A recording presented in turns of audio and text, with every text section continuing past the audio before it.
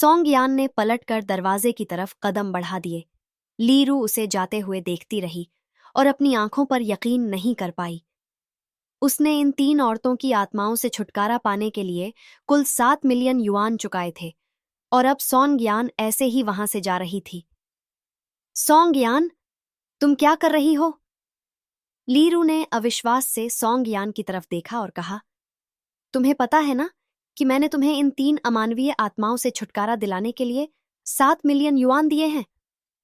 सोंगयान ने एक भौं चढ़ाई और ठंडी मुस्कान के साथ जवाब दिया, क्या मतलब है तुम्हारा? जब तुम 3 मासूम लड़कियों को मारकर अधमरी हालत में कब्रिस्तान में फेंक सकती हो, तो मैं तुम्हें उन्हीं तीनों की आत्माओं के हवाले क्यों नहीं कर सकती? लीरू सन्न रह गई। उसे सोंगयान की बातों पर यकीन नहीं हो रहा था। वो बस उसे देखती रही, जबकि सोंगयान ने बिना पीछे देखे कमरे का दरवाजा खोल दिया। जैसे ही सोंगयान ने अपनी पीठ उनकी ओर की, वो तीनों आत्माएं ली यू और प्रेसिडेंट लियाओ की तरफ बढ़ गईं। लीरू ने गुस्से से अपनी मुट्ठी भींच ली और सोंगयान को घूरती हुई चिल्लाई। उसे अब समझ आ गया था कि सोंगयान उसे बचाने नहीं वाली।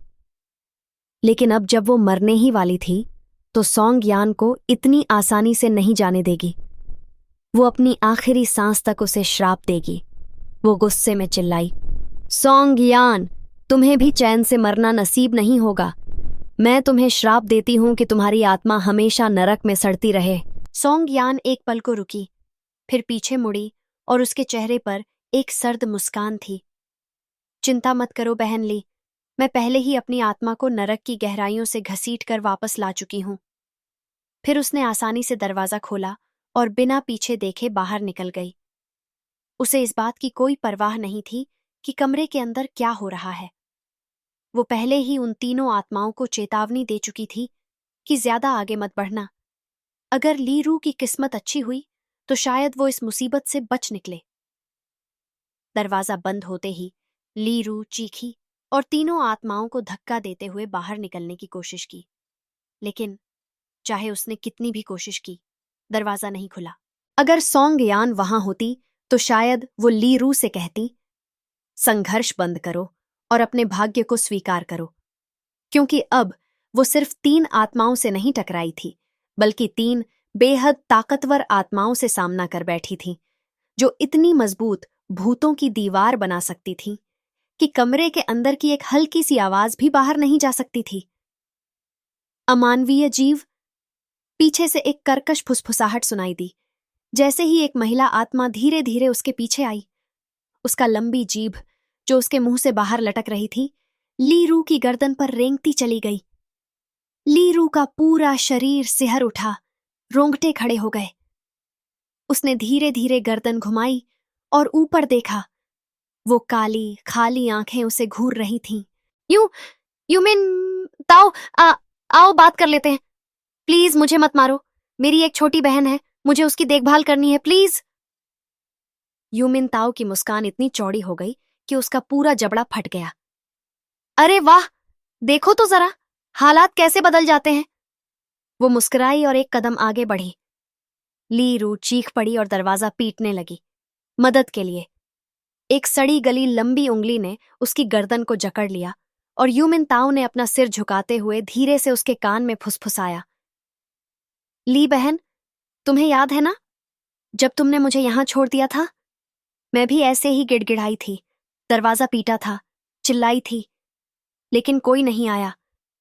क्या तुम्हें पता है उस आदमी ने मेरे साथ तब क्या किया था? लीरू के दांत बजने लगे। वो रोने लगी। नाक से पानी और घबराहट में पेशाब उसके पैरों से बहने लगी। वो कुछ बोल नहीं सकी, लेकिन अब जवाब की कोई जरूरत भी नहीं थी। यूमिन ताओ ने उसका सिर पीछे खींचा और पूरे जोर से दरवाजे पर दे मारा।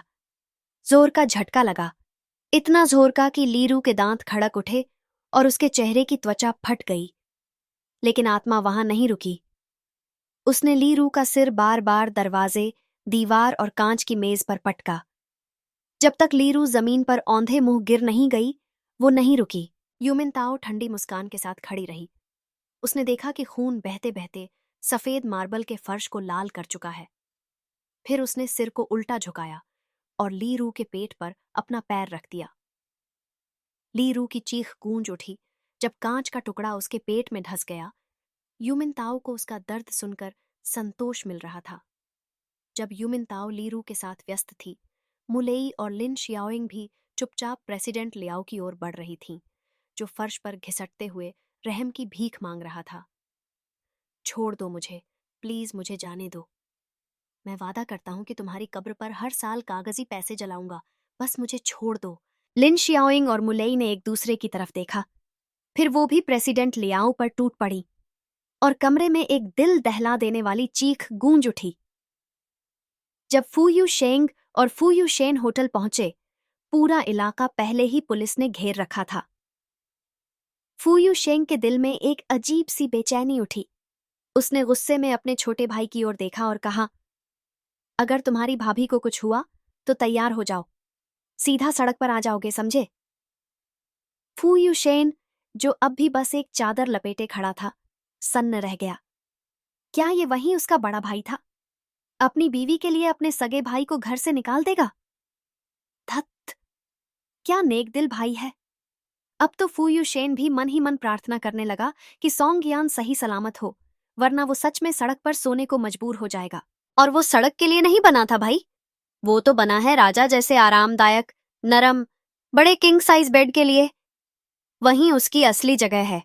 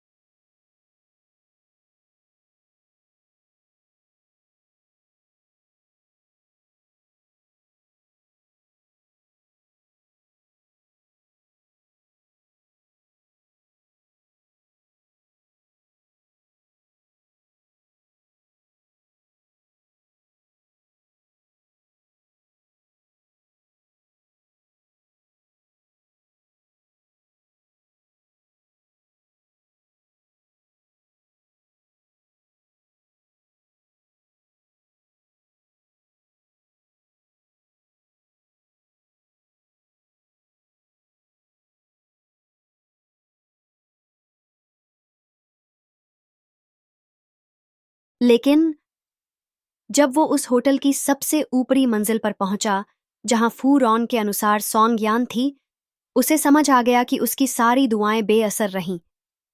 जब फू यूशेंग और फू यूशेन उस मंजिल पर पहुंचे जहां सॉन्ग यान थी, तो जिस कमरे में वो होनी चाहिए थी, वो पुलिस द्वारा घेरा जा चुका था। फू यूशेंग की मुट्ठियां कस गईं। भले ही उसका और सॉन्ग यान का रिश्ता सिर्फ दो परिवारों के बीच एक राजनीतिक शादी भर था, लेकिन वो फिर भी उसकी पत्नी थी, वही औरत जिसने उसके बेटे को जन्म दिया था। चाहे प्यार जैसा कोई भाव न रहा हो, फिर भी उनके बीच एक वफादारी, अपनापन और परवाह तो जरूर थी, वरना फू चेन का जन्म कभी न होता। अगर उसे कुछ हो गया तो उसकी आंखों में एक खतरनाक चमक आई, जिसे देखकर फू यू शेन के पूरे शरीर में झुरझुरी दौड़ गई। वो तुरंत फू रॉन को पास खींचते हुए बोला, यहां क्या चल रहा है? पुलिस क्यों आई है? क्या हुआ है?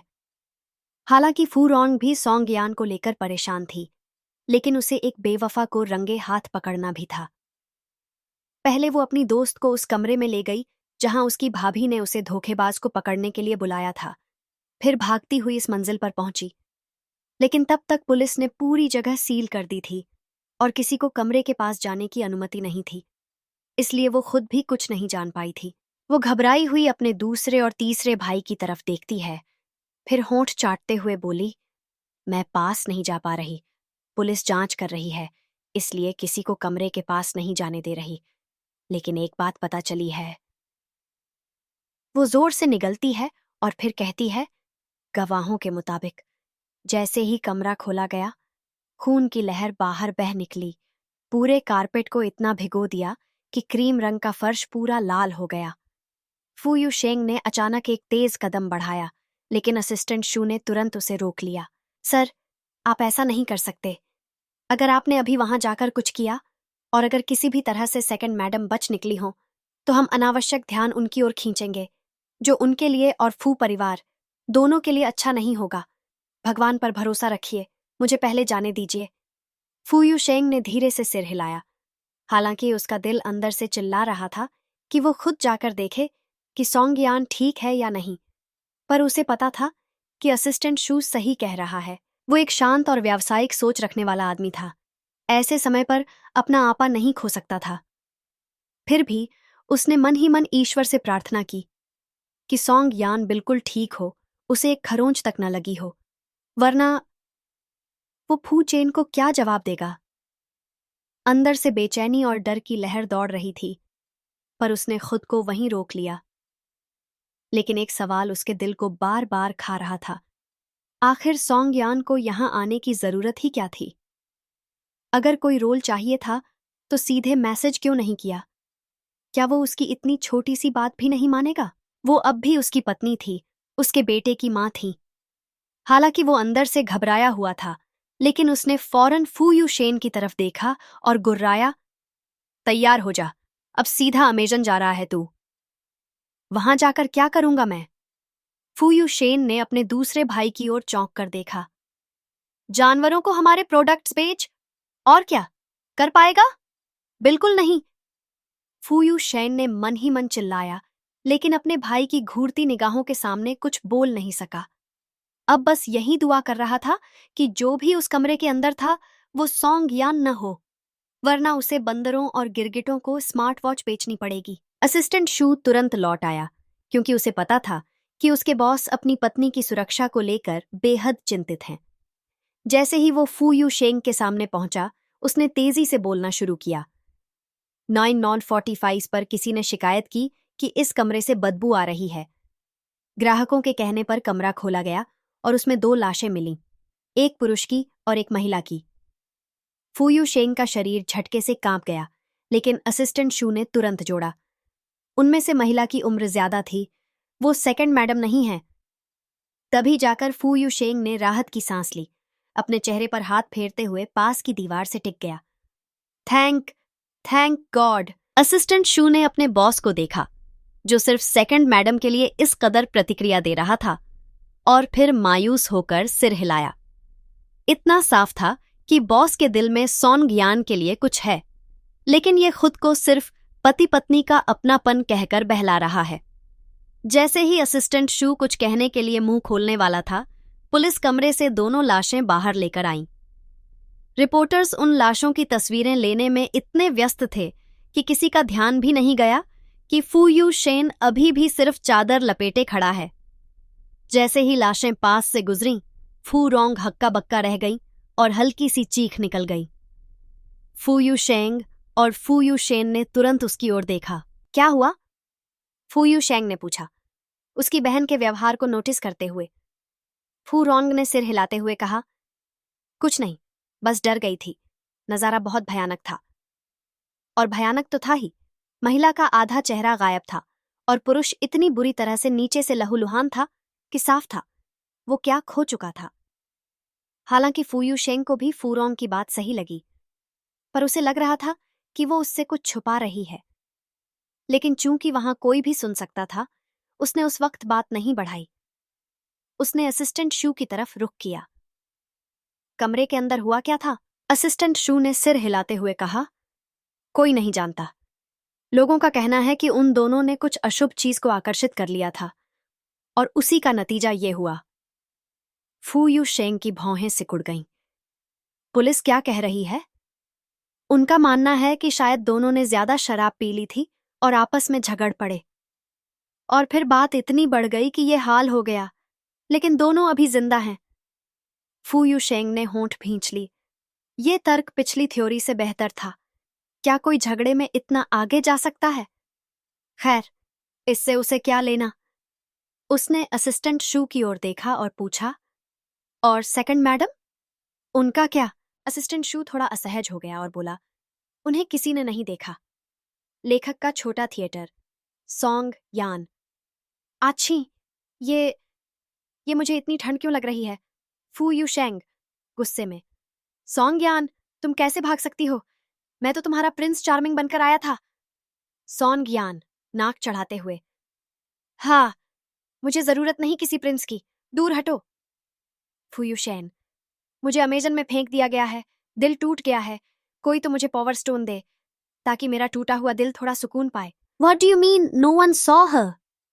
फू यू शेंग ने नाराजगी भरे लहजे में अपनी असिस्टेंट की तरफ देखते हुए पूछा। वो कोई बच्ची नहीं है, एक समझदार औरत है, तो उसे होटल में आते हुए किसी ने देखा ही नहीं। और वो फिर फू रोंग की तरफ मुड़े और सख्त लहजे में पूछा, क्या तुम्हारी भाभी वाकई में इस होटल में आई थी या तुम मजाक कर रही हो? इस पूरी दुनिया में फू रोंग को अगर किसी से सबसे ज्यादा डर लगता था तो वो थे उनके दूसरे भाई। उन्होंने तुरंत सिर हिलाया। हालांकि उन्हें लगा जैसे वो सॉन्ग यान के साथ धोखा कर रही हैं, फिर भी उन्होंने ईमानदारी से जवाब दिया, मैं कसम खाती हूं दूसरे भाई, मैंने अपनी दूसरी भाभी को यहीं देखा था। फिर उन्हें याद आया कि उनकी बातों से शायद सॉन्ग यान किसी मुसीबत में न फंस जाए, इसलिए उन्होंने जल्दी से बात जोड़ दी। शायद दूसरी भाभी को लीरौ की साजिश के बारे में पता चल गया हो और उन्होंने वहां से निकलने का कोई तरीका ढूंढ लिया हो, तभी तो उन दोनों के बीच झगड़ा हुआ होगा। मेरा मतलब है, यही एक वजह हो सकती है। वो बदसूरत प्रेसिडेंट समझा होगा कि उसका पैसा बर्बाद हो गया और लीरौ ने खुद को बचाने की कोशिश की होगी और मामला वहीं से बढ़ा होगा। उन्होंने अपनी भौहें सिकोड़ते हुए सिर हिलाया। आखिरकार हम सब जानते हैं कि पैसा लोगों को पागल बना देता है ना?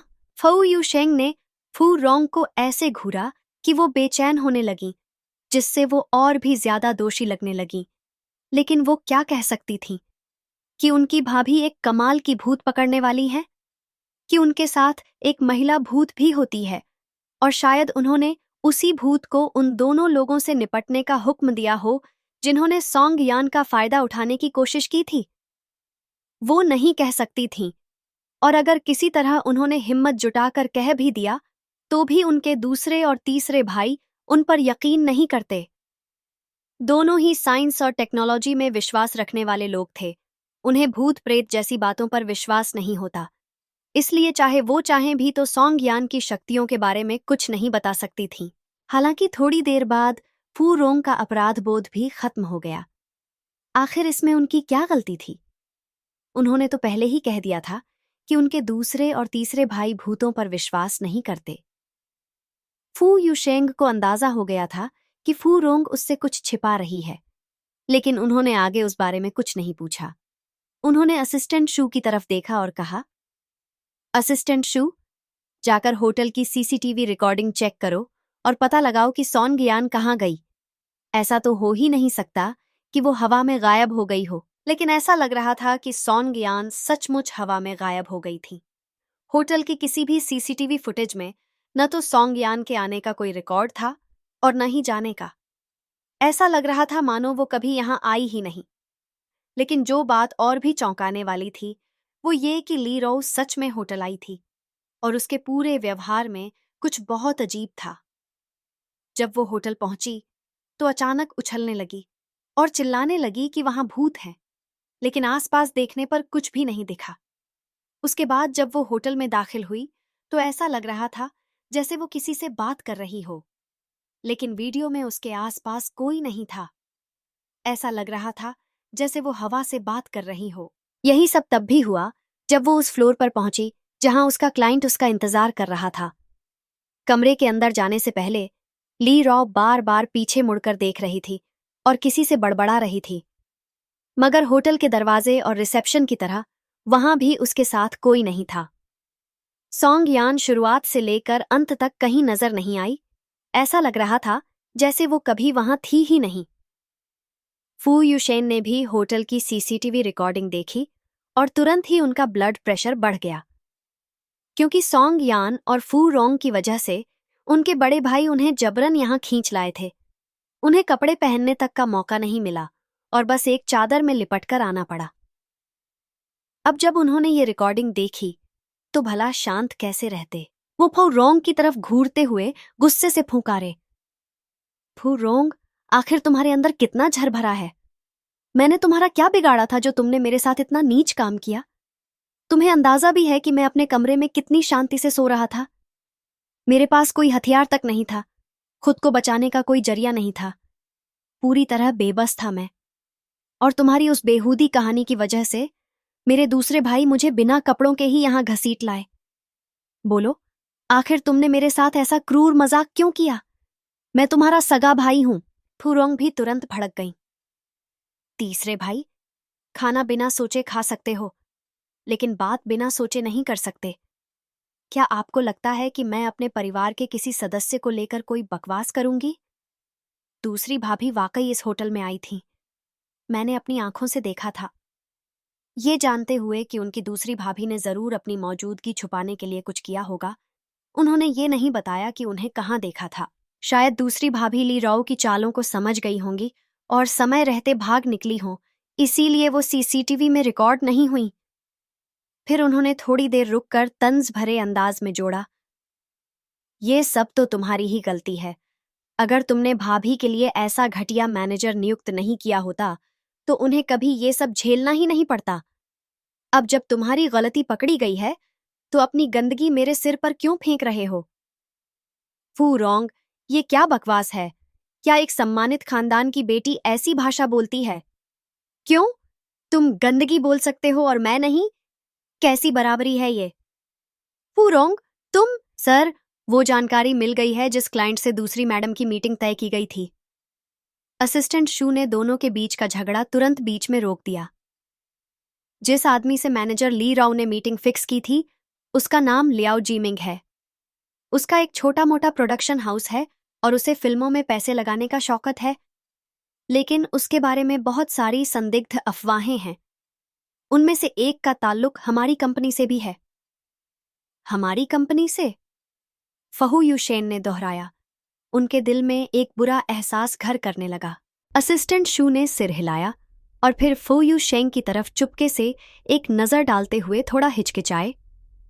अफवाह यह है कि लियाओ जीमिंग ने हमारी कंपनी की 3 अभिनेत्रियों से मुलाकात की थी और उनसे मिलने के बाद वो तीनों रहस्यमय तरीके से गायब हो गईं। जैसे ही असिस्टेंट शू ने अपनी बात पूरी की, वहां का माहौल एकदम ठंडा पड़ गया, जैसे किसी ने हवा में बर्फ घोल दी हो। फहू यूशेंग ने लियाओ जीमिंग के बदसूरत चेहरे की तरफ घृणा से एक नजर डाली और फिर असिस्टेंट शू का फोन उसे वापस फेंकते हुए बोला, इसकी और ली राव की पूरी हिस्ट्री निकालो। चाहे कोई अपराधी अपने पीछे कितनी भी सफाई से निशान मिटाए, कुछ न कुछ तो छूट ही जाता है। उन तीनों अभिनेत्रियों की लाशें ढूंढो जो मारी गई थीं, और जैसे ही वो मिल जाए ये खबर मीडिया में फौरन फैला दो। मैं नहीं चाहता कि उसकी कंपनी अब और एक दिन भी चले। असिस्टेंट शू ने सिर तो हिला दिया, लेकिन अंदर से वह काफी परेशान हो गया। आखिरकार वो एक असिस्टेंट था जिसने बिजनेस मैनेजमेंट पढ़ा था, न कि क्रिमिनल लॉ। वो तो कभी पार्ट टाइम जासूस भी नहीं रहा था, तो अब वो उन 3 लाशों को कैसे ढूंढे? और वैसे भी उन अभिनेत्रियों को मरे कई महीने और साल बीत चुके थे। अब उनके शवों का मिलना लगभग नामुमकिन था। लेकिन क्या करे? वो एक तानाशाह पूंजीपति के अधीन काम करता था, जो उसे करोड़ों की सैलरी देता था। तो फिर चाहे उसे ये काम कितना भी असंभव लगे, इनकार करने का कोई विकल्प उसके पास नहीं था। और कुछ लोग भेजो सॉन्ग यान को ढूंढने के लिए। अगर वो भाग गई है तो ज्यादा दूर नहीं गई होगी। कहते हुए फू यूशेंग घूमे और बाहर निकल गए। उनके जाते ही फू यूशेन और फू रोंग को जैसे सांस लेने की भी सुध नहीं रही। वो दोनों अपने दूसरे भाई को बचपन से जानते थे और अच्छी तरह समझते थे कि भले ही वो बाहर से शांत दिख रहा हो, अंदर से तो वो गुस्से में जल रहा था।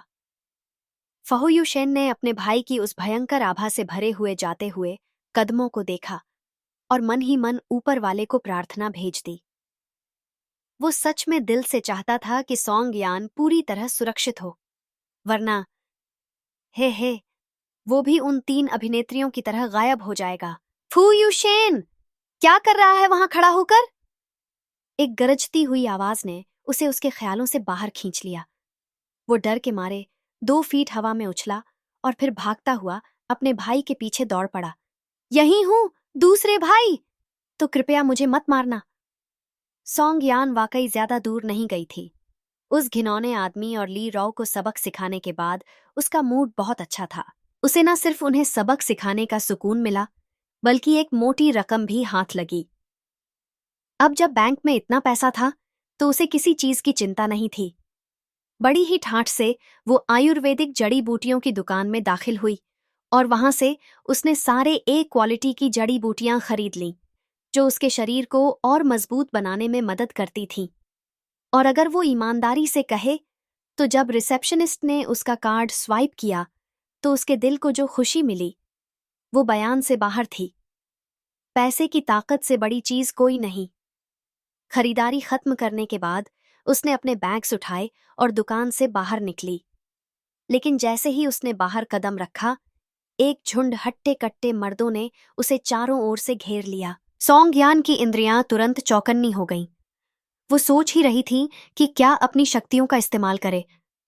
तभी उस दल का नेता, जिसका चेहरा खतरनाक था, सिर पूरी तरह से मुंडा हुआ था और शरीर उससे दुगना भारी, उसके सामने झुक गया और बोला, शुभ संध्या दूसरी मैडम।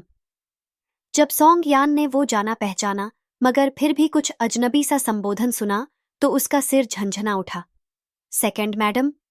क्या इन आदमियों के झुंड ने अभी उसे सेकंड मैडम कहा था?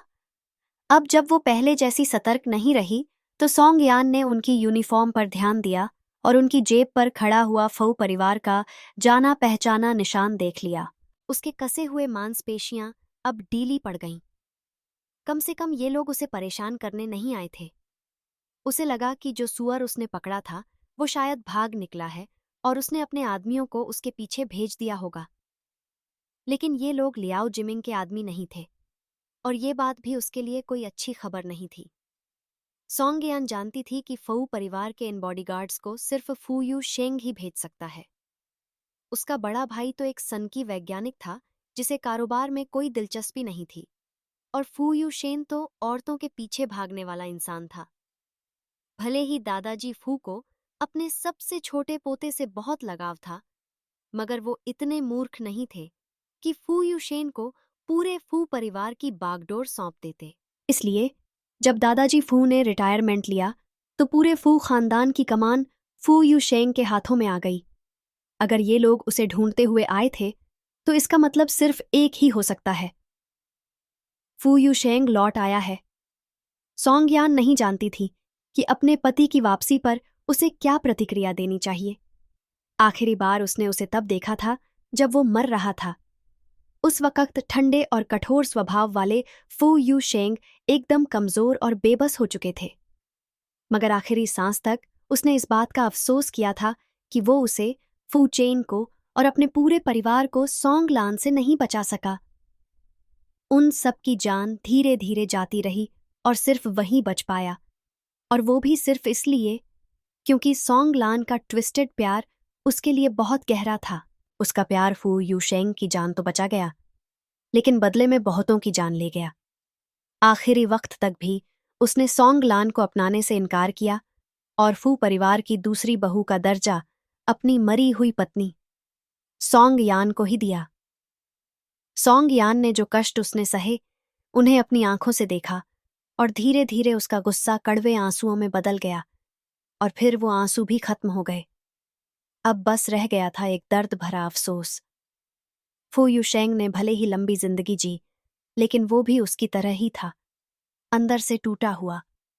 यही वजह थी कि वो उससे नफरत नहीं कर पाई, मगर अब उसमें वो प्यार भी नहीं बचा था। अब वो उसके लिए बस एक नाम मात्र का पति था, जिससे मिलना उसे डराता था।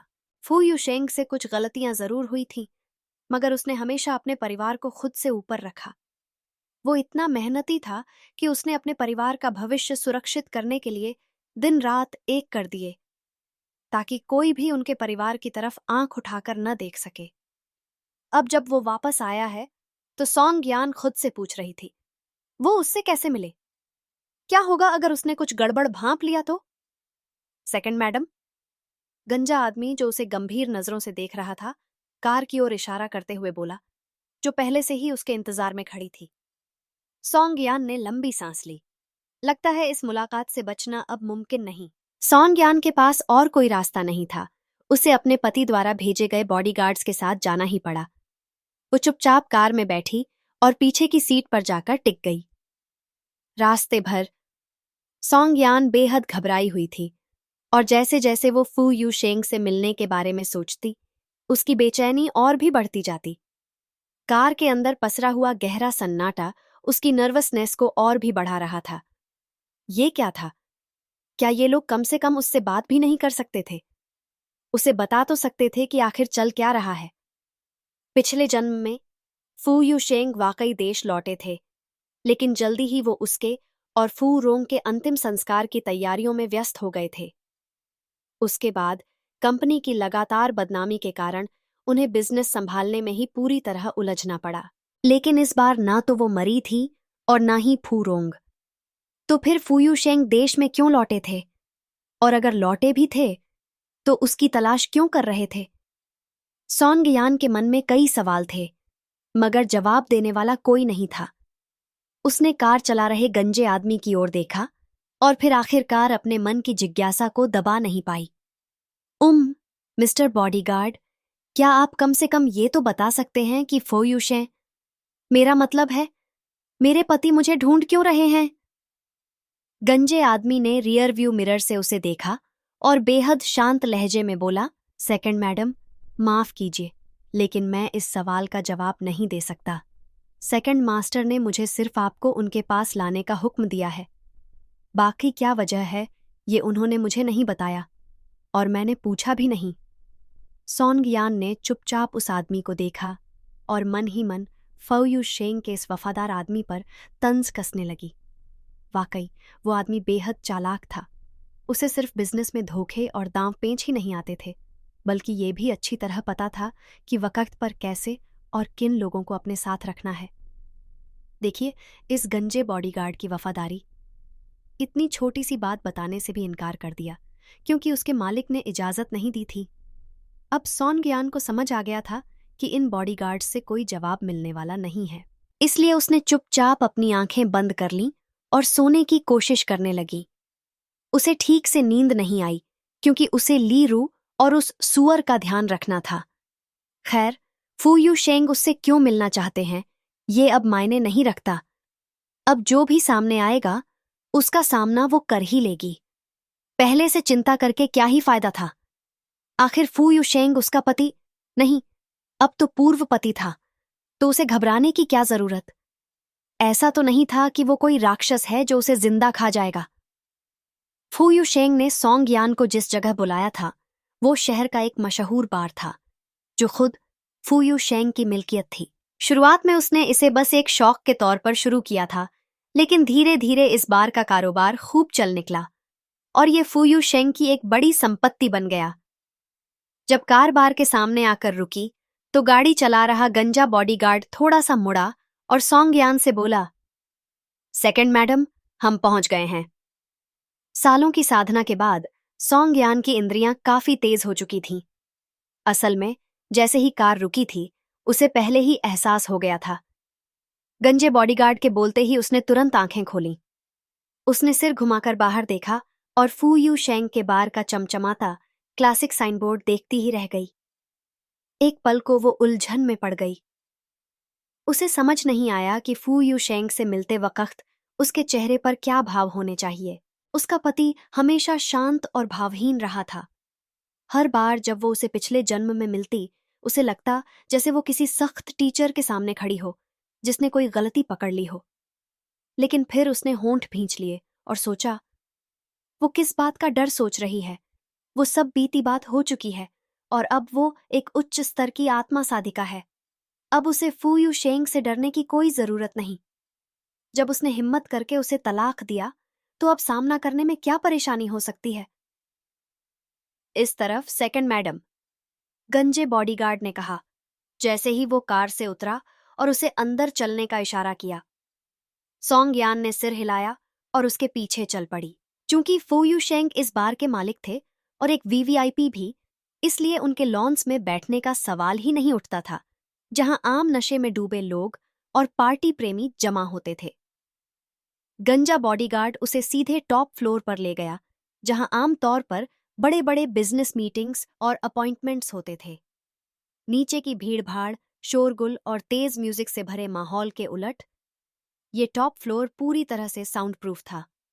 क्रीम और गोल्डन टाइल्स के ऊपर बिछा मखमली कालीन इतना सॉफ्ट था कि सॉन्ग यान की एड़ी की आवाज तक दब गई। हम पहुंच गए, गंजे बॉडीगार्ड ने कहा, और सॉन्ग यान को खुद को तैयार करने का एक पल भी दिए बिना उसने दरवाजा खोल दिया। जैसे ही सॉन्ग यान की नजर कमरे के बीचों बीच बैठे उस आदमी पर पड़ी, जो किसी राजा की तरह अपने सिंहासन पर बैठा था, वो कुछ पल के लिए सन्न रह गई। वो आदमी लंबा और रौबदार था। हल्के ग्रे रंग का सूट उसने पहना हुआ था, जिस पर एक भी सिलवट नहीं दिख रही थी। उसके बाल सलीके से हेयर जेल से सेट थे। बस 3 लटें जानबूझकर माथे पर छोड़ी गई थीं, जो उसे थोड़ा कम उम्र का लुक दे रही थीं। घनी भौहें, गहरी आंखें, जो सीधे सॉन्ग यान के चेहरे पर टिकी थीं। उसका खूबसूरत चेहरा एक पल में कई शेड्स गहरा हो गया। उसकी बेहद गोरी, लगभग पीली त्वचा गुस्से के कारण हल्की सी लाल पड़ चुकी थी। उसकी ऊंची नाक नाराजगी में सिकुड़ गई थी और लाल रंग के होंठ कसकर भींचे हुए थे। वो गहरी और चमकदार आंखों से सॉन्ग यान को ऊपर से नीचे तक देख रहा था। उसकी नजर पहले उसके चेहरे से चलती हुई पैरों तक गई और फिर तेजी से वापस चेहरे पर लौटी, और तब उसने अपने होंठ खोले और अपनी गहरी भारी आवाज में कहा, तुमने क्या पहन रखा है सॉन्ग यान? ओह, सॉन्ग यान ने मन में सोचा जब उसने नीचे अपनी ड्रेस की तरफ देखा, जो कि जरूरत से कहीं ज्यादा छोटी और खुली हुई थी। ये ड्रेस लीरू ने उसे जानबूझकर पहनाई थी, ताकि वो सीधे प्रेसिडेंट लियाओ की नजर में आ जाए। इस ड्रेस में न सिर्फ उसकी लंबी टांगें पूरी तरह से दिखाई दे रही थीं, बल्कि उसकी पीठ भी पूरी तरह से खुली हुई थी। और सामने से भी, हालांकि कपड़े थे, मगर छाती के बीचों बीच एक 15 सेंटीमीटर की टीयरड्रॉप शेप की कटिंग थी, जो हल्की सी क्लीवेज दिखा रही थी। कुल मिलाकर ये ड्रेस फू यू शेंग जैसे पारिवारिक और नैतिक मूल्यों को मानने वाले इंसान के लिए बहुत ही बोल्ड थी। सॉन्ग यान ने खुद को छिपाने के लिए फांग यानली की मदद ली थी, जिसने अपनी यिन ऊर्जा से उसे सीसीटीवी कैमरों की नजरों से छिपा दिया था। क्योंकि वो एक आत्मा की यिन ऊर्जा में पूरी तरह से घिरी हुई थी, इसलिए मशीनें उसे कैप्चर नहीं कर पा रही थीं। और अगर किसी ने देख भी लिया, तो सॉन्ग यान को पूरा यकीन था कि उसे कोई पहचान नहीं पाएगा। इसीलिए उसने होटल की वही ड्रेस पहनकर इधर उधर घूमने की हिम्मत कर ली थी, और कपड़े बदलने का तो उसने सोचा तक नहीं था। उसे तो ये कभी अंदाजा ही नहीं था कि फू यू शेंग उसे यूं पकड़ लेगा। जैसे ही उसने अपनी ड्रेस की तरफ दोबारा देखा, सॉन्ग यान ने मन ही मन जुबान खींची। वाकई ड्रेस कुछ ज्यादा ही भड़काऊ थी, तभी तो फू यू शेंग इतना नाराज था। नहीं, रुकिए, उससे क्या फर्क पड़ता अगर वो नाराज था? क्या गलती सॉन्ग यान की थी? बिल्कुल नहीं। उसने ये ड्रेस खुद नहीं चुनी थी, और अगर उसने कोई बोल्ड ड्रेस पहन भी ली तो अपने पूर्व पति की नाराजगी से डरने की कोई वजह नहीं थी। उसने खुद को सीधा किया, छाती बाहर निकाली, और फूयू शेंग की सुंदरता और उसके चारों ओर फैली हुई चमकदार बैंगनी आभा, जो फू भाइयों में सबसे ज्यादा घनी थी, से खुद को विचलित न होने की कोशिश की। क्या मतलब है तुम्हारा? उसने आंखें तरेरते हुए कहा। ये ड्रेस तो तुम्हारे तीसरे भाई द्वारा चुनी गई, बेहद चतुर, समझदार और काबिल एजेंट ने खुद पर्सनली मेरे लिए सिलेक्ट की है। क्या ये अच्छी नहीं लग रही? यह कहते हुए उसने एक हाथ कमर पर रखा और बाकायदा पोज तक दे दिया। हाँ, अगर उसे गिरना ही है तो वो फूयू शेन को भी अपने साथ लेकर ही गिरेगी। फूयू शेन की आंखें हल्के से फड़क उठीं जब उसने देखा कि उसकी पत्नी, जो कुछ ही महीनों पहले तक इतनी संकोची थी कि टाइट टी शर्ट पहनने से भी शर्मा जाती थी, अब न सिर्फ इतनी रिवीलिंग ड्रेस पहनकर खड़ी थी, बल्कि उसके सामने पोज भी कर रही थी। उसकी नजर खतरनाक अंदाज में फौयू शेन की तरफ घूमी, जो तुरंत ही सिर झुकाकर खड़ा हो गया। धत्त तेरी की! फौयू शेन ने मन ही मन सोचा।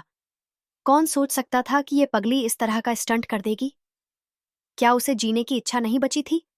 और अगर उसे नहीं बची थी तो कम से कम उसे तो जीने दो। अब तक उसने अपनी सच्ची मोहब्बत तक नहीं ढूंढी थी, और शादी तो दूर की बात थी। उसे लग रहा था जैसे कोई उसे बिना वजह फंसा रहा हो। हाँ, उसने ली रू की मुलाकात सॉन्ग यान से करवाई थी, लेकिन उसने कभी उसे ये नहीं कहा कि उसे परेशान करे, बल्कि उसने तो एक बार ली रू को साफ चेतावनी दी थी कि सॉन्ग यान को नुकसान पहुंचाने की कोशिश न करे। तो अब ये सब उसका कसूर कैसे हो गया? वो भले ही ली रू की छोटी मोटी हरकतों को अब तक नजरअंदाज करता रहा हो, लेकिन बस अब और नहीं। उसे क्या पता था कि उस औरत की इतनी बड़ी हिम्मत होगी। फूयू शेंग का मन कर रहा था कि जैसे बचपन में वो अपने छोटे भाई की पिटाई करता था, वैसे ही फूयू शेन की एक आध धुनाई कर दे। लेकिन उसने खुद को रोका और फिर खड़ा हो गया। भाई की खबर बाद में ली जाएगी, पहले उसे सॉन ज्ञान से निपटना था। ये औरत, इसने जरूर बैकलेस ड्रेस पहनी है, वरना उसके बॉडीगार्ड्स ऐसे जमीन में आंखें गड़ाकर क्यों खड़े रहते? एक बार भी सिर उठाने की हिम्मत किसी ने नहीं की।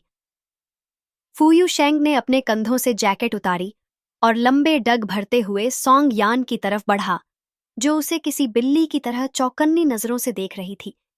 आंखों में पूरा अविश्वास भरा हुआ था। उसे यूं घूरते देख उसके होंठों के कोने अनजाने में हल्के से ऊपर उठ गए, और उसने जैकेट को सॉन्ग यान के कंधों पर डाल दिया। तुम फू परिवार की दूसरी बहू हो और एक छोटे बच्चे की मां भी। क्या तुम्हें लगता है कि इस तरह के कपड़े पहनना तुम्हारे लिए ठीक है? अपने दर्जे के मुताबिक कपड़े पहनना सीखो। फयू यू शेंग असल में यह कहना चाहता था कि दूसरे मर्दों के सामने इस तरह की ड्रेस न पहनो, लेकिन वो यह बात ऐसे कैसे कहता कि वह खुद अजीब न लगे। अगर उसने ऐसा कहा तो इसका मतलब हुआ कि वो ये कह रहा है कि मेरे सामने तो तुम ऐसे कपड़े पहन सकती हो। फिर उसकी नजर एक बार फिर उस टीयर ड्रॉप कट की तरफ गई, और उसने झटके से पलकें झपकाईं। हे भगवान, वो क्या सोच रहा था? उसका दिमाग इतनी दूर क्यों भटक रहा था? वो फऊ कॉरपोरेशन का सीईओ है। अगर उसके मन में ऐसे विचार आने लगे तो फिर वो उन सड़क छाप कमीनों से अलग कैसे हुआ जो दिन भर औरतों को घूरते हैं? लेकिन फिर उसने सोचा, उसकी बीवी इस तरह की ड्रेस पहनकर यूं सड़कों पर घूम रही थी, और अगर वो खुद ही देखकर बहक गया था तो बाकी मर्दों के मन में क्या चल रहा होगा? उसका चेहरा फिर से गहरा पड़ गया। जाओ, मैन हाउस से मैडम के लिए कपड़े लेकर आओ, उसने अपने बॉडीगार्ड को आदेश दिया। सॉन्ग यान, माफ करना, मैंने कब कहा कि मुझे कपड़े बदलने हैं? उसने मुंह खोला ही था फू यू शेंग के आदेश का विरोध करने के लिए।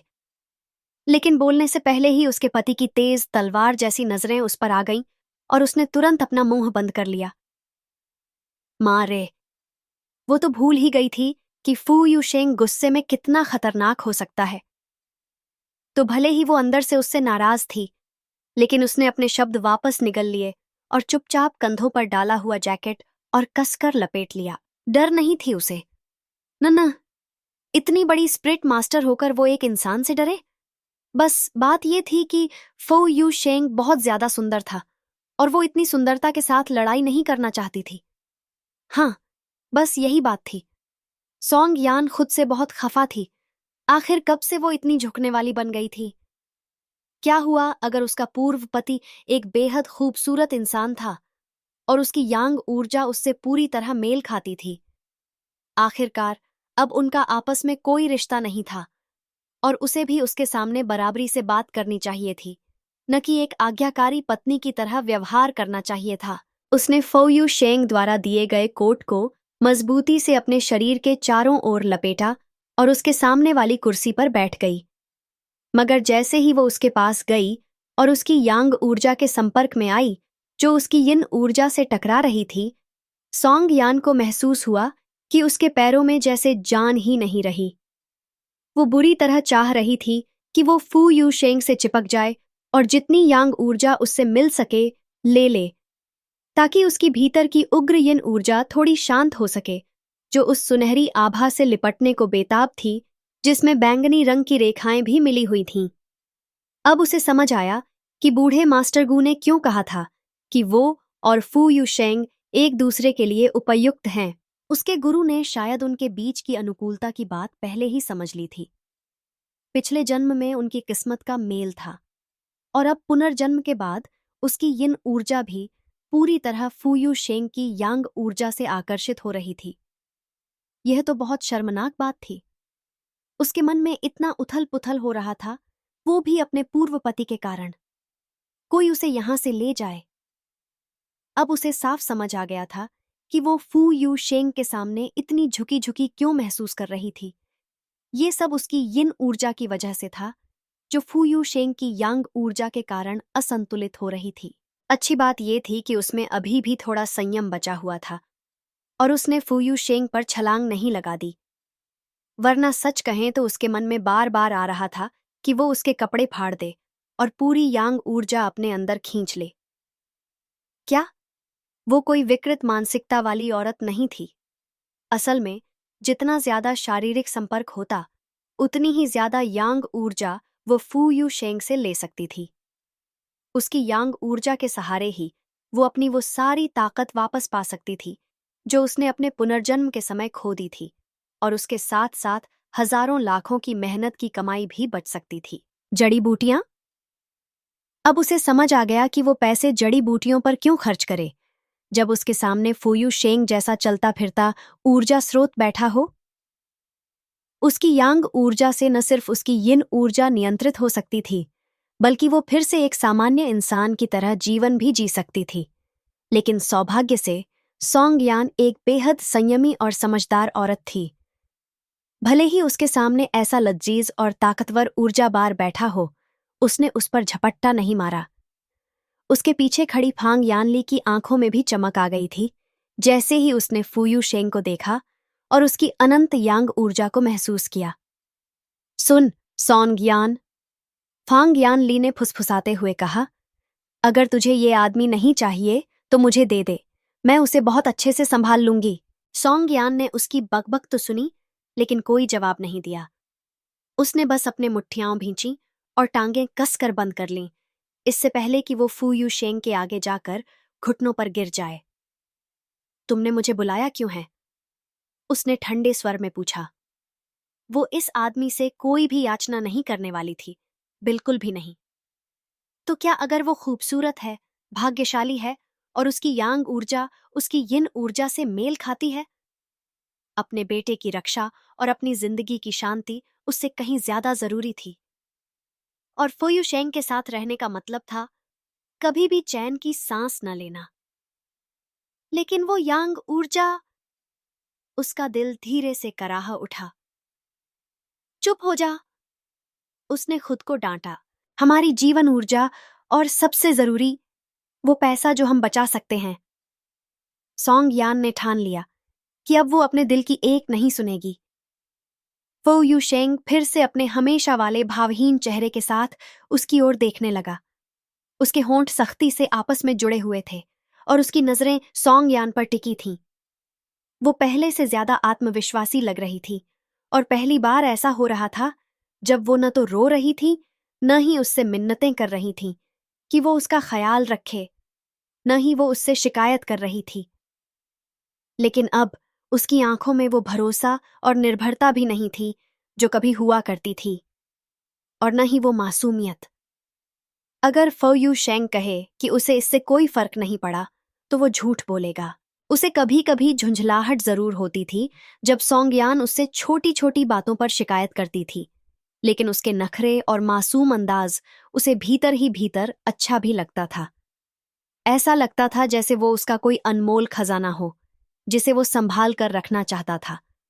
और जब फूड चेन का जन्म हुआ तब तो सॉन्गयान की जगह उसके जीवन में और भी मजबूत हो गई थी।